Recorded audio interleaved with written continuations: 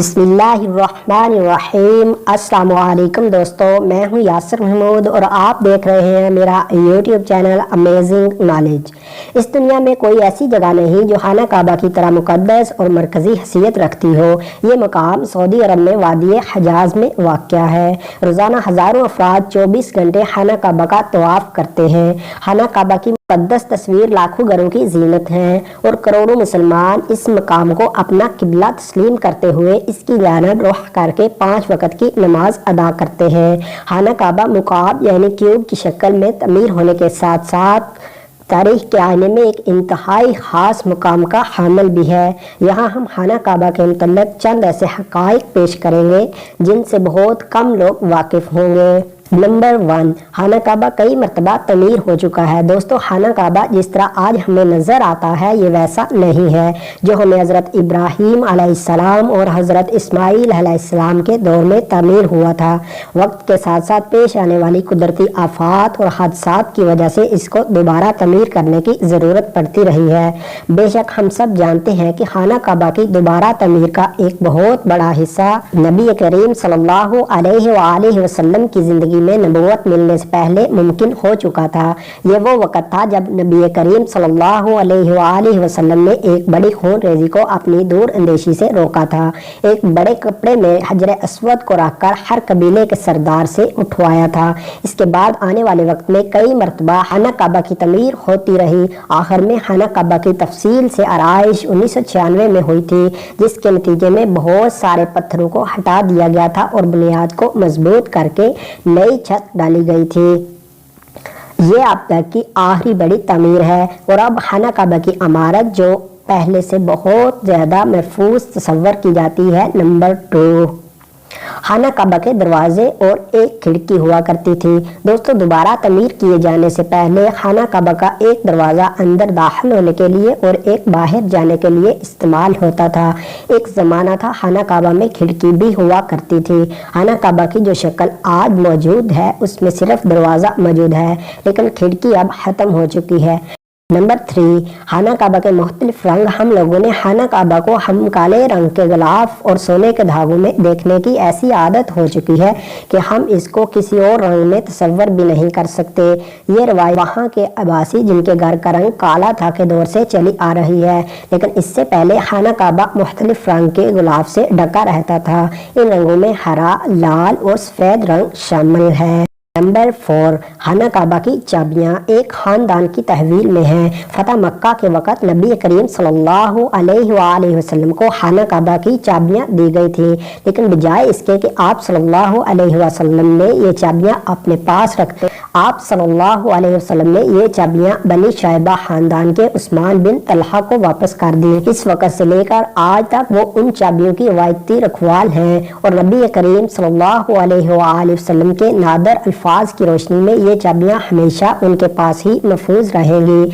हजूर नबी करीम सल्लल्लाहु अलैहि वसल्लम ने फरमाया था, ए बनी तलहा, ये चाबियाँ रोज़े क़यामत तक तेरी तहवील में रहेगी, सिवाय इसके कि जोर ज़बरदस्ती तुझसे गैर अखलाकी तरीके से छीन ली जाए। नंबर 5, पहले खाना काबा अवाम के लिए खुला रहता था। दोस्तों, पहले खाना काबा हफ्ता में 2 मरतबा अवाम के लिए खुला होता था, लेकिन मौजूदा ज़माने में ज़ाहिरीन की तादाद ज़्यादा होने की वजह से और दूसरी वजूहात की बिना पर खाना काबा को अब साल में सिर्फ 2 मरतबा खोला जाता है और इसमें सिर्फ आला शख्सियात और ख़ास मेहमान ही दाखिल हो सकते हैं। नंबर 6, खाना काबा के आसपास तैराकी भी की जा सकती थी। दोस्तों, खाना काबा के वादी के निचले हिस्से में होने की वजह से दीगर मसाइल में से एक मसला ये भी था कि जब बारिश हुआ करती थी तो वादी में सैलाब आ जाया करता था। ये मक्का जैसे शहर के लिए तो कोई अनोखी बात नहीं थी, लेकिन ये बात दूसरे मसाइल की वजह बनती थी। इस वक्त यहाँ सैलाब की रोकथाम और निकासी या आब के लिए निज़ाम मौजूद नहीं था। बारिश के आखिरी दिनों में खाना काबा पानी में आधा डूबा रहता था और यकीनन यहाँ पर आपके ज़हन में एक सवाल आता होगा कि क्या इस वजह से तवाफ़ रोक दिया जाता था? हरगिज़ नहीं, मुसलमानों ने काबा के इर्द गिर्द तैराकी शुरू कर दी थी।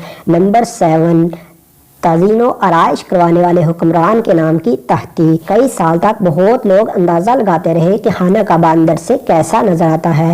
وہ لوگ خوش نصیب ہیں جن کو خانہ کعبہ کے اندر داخل ہونے کی سعادت ملی، اور ایک خوش نصیب وہ ہیں جن کو تصویر بنانے کا موقع ملا، اور لاکھوں لوگوں نے یہ تصویریں انٹرنیٹ پر آن لائن دیکھی۔ خانہ کعبہ کا اندر کا حصہ سنگ مرمر اور ہرے رنگ کے کپڑے سے ڈھکا ہوا ہے۔ جس دور کے حکمران نے خانہ کعبہ کی دوبارہ آرائش کروائی تھی، اس نے خانہ کعبہ کے اندر اپنے نام کی تختی بھی لگوائی۔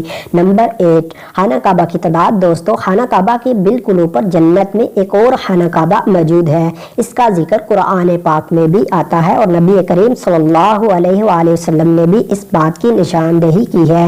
اللہ کے نبی صلی اللہ علیہ وسلم نے معراج کا واقعہ سناتے ہوئے فرمایا، جب مجھے بیت المعمور دکھایا گیا تو میں نے حضرت جبرائیل علیہ السلام سے پوچھا۔ انہوں نے جواب دیا کہ یہ بیت المعمور ہے، یہاں 70,000 فرشتے روزانہ اللہ کی عبادت کرتے ہیں، اور جب وہ یہاں سے جاتے ہیں تو واپس نہیں آتے، مطلب ہمیشہ نیا دستہ آتا ہے۔ نمبر 9، حجر اسود۔ دوستو، کیا آپ نے کبھی اس بات پر غور کیا ہے کہ حجر اسود چاندی کے سانچے میں کیوں گرا رہتا ہے؟ کچھ لوگوں کا خیال ہے کہ حجر اسود حمایات کی فوج کے ہاتھوں مارے گئے پتھر لگنے کی وجہ سے ٹوٹ گیا تھا جب وہ مکہ پر قابض تھے، جبکہ یہ پتھر عبداللہ بن زبیر کی ملکیت میں تھا۔ کچھ ذرائع کے مطابق حجر اسود بحرین سے تعلق رکھنے والے اسماعیلی گروپ کے ہاتھوں ٹوٹ گیا تھا۔ ان لوگوں کا یہ خیال تھا کہ حج مبارک ایک توہین پرستی کا عمل ہے، نعوذ باللہ۔ اپنی بات کو سچ ثابت کرنے کے لیے لوگوں نے 10,000 حجاج کو مار کر ان کی باقیات کو آب زمزم کے کنویں میں پھینک دیا تھا۔ یہ غیر انسانی عمل کافی نہیں، یہ شیطان حجر اسود کو عرب کے مشرق میں لے گئے اور پھر عراق کے شہر کوفہ میں لے گئے، جہاں اس کے عوض تاوان وصول کیا گیا۔ جب ان کو مجبور کیا گیا تھا کہ وہ اس کو خلیفہ وقت کو واپس کر دیں، جب اسے واپس کیا گیا تھا تو یہ ٹکڑوں میں تھا، اور اس کو یکجان کرنے کے لیے صرف ایک ہی طریقہ سمجھ آیا تھا کہ اس کو چاندی کے سانچے میں رکھا جائے۔ کچھ تاریخ دانوں کے مطابق اس مقدس پتھر کے کچھ حصے آج بھی کہیں گم ہیں۔ نمبر 10، خانہ کعبہ مکعب کی شکل کا نہیں ہے۔ مکعب کی شکل سے مشہور خانہ کعبہ دراصل مستطیل کی شکل کا ہے۔ خانہ کعبہ کبھی بھی مکعب کی شکل کا نہیں تھا۔ اس کی اصل زاویے کے مطابق یہ ایک آدھا گول حصہ ہے جس کو حجر اسماعیل کہا جاتا ہے۔ نبی کریم صلی اللہ علیہ وآلہ وسلم کو نبوت ملنے سے پہلے خانہ کعبہ کی دوبارہ تعمیر ہوئی تھی۔ تب قریش نے اس بات کی حامی تھی کہ وہ حلال کمائی سے ہی اس کی تعمیر مکمل کریں گے۔ اس کا مطلب یہ ہے کہ جوئے، لوٹ مار، جسم فروشی اور سود جیسے حرام کاموں سے کمایا ہوا پیسہ استعمال نہیں ہوگا۔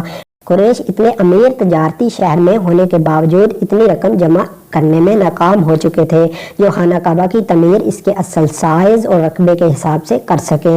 انہوں نے خانہ کعبہ کی چھوٹی عمارت تعمیر کی اور اس کی دیوار مٹی کی اینٹوں سے بنائی جس کو حجر اسماعیل کہا جاتا ہے، حالانکہ اس کا حضرت اسماعیل علیہ السلام سے کوئی تعلق نہیں، جو کہ خانہ کعبہ کے حقیقی قطر کی جانب اشارہ کرتی تھی۔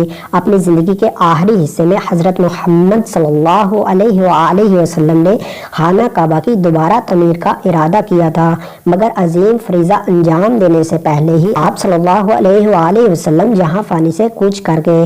خلیفہ عبداللہ بن زبیر کے دور حکومت کے چند سال کے مختصر وقفہ میں خانہ کعبہ اپنی اسی شکل میں موجود تھا جس میں نبی پاک صلی اللہ علیہ وآلہ وسلم نے فرمایا تھا۔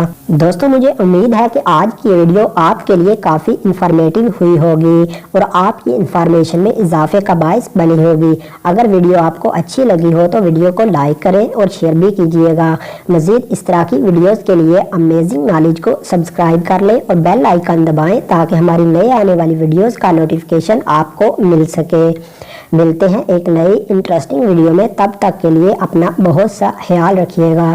Thanks for watching this video. اللہ حافظ۔